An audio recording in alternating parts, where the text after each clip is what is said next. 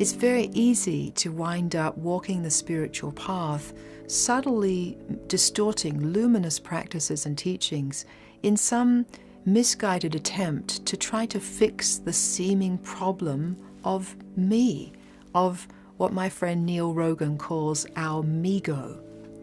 And the most important thing to really stay close to is remembering that who you are is not a problem to be fixed.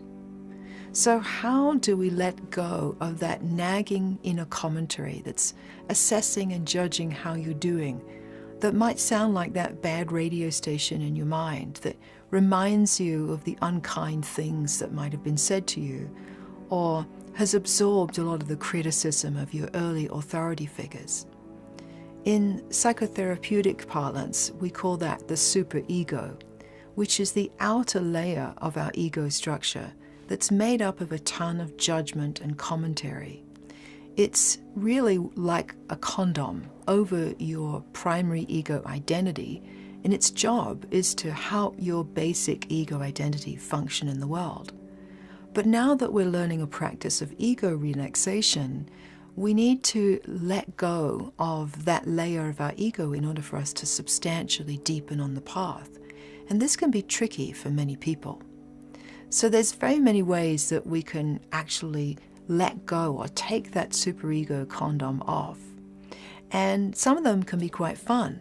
So for example, sometimes we could string together our very favorite swear words. I mean, really, I know this sounds wacky, but try it and see how it works for you. String together your favorite swear words.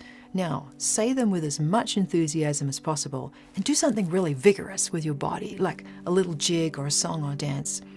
Likely what will happen is you'll burst out laughing. And what that does for you is it's a way of shaking loose from that layer of commentary and judgment that's just criticizing you and jabbing and attacking you for being where you are. Another way is using a line of inquiry that I call the neutral separation. You could try it. Here it goes. Name a difference between that nagging voice of inner judgment and the truth of your heart. Just name a difference. It doesn't matter what that difference is. It could be something as simple as, well, the voice of self-judgment is the voice of my past. It's the voice of my parents. It's the voice of my self-doubt, and it's just black and white.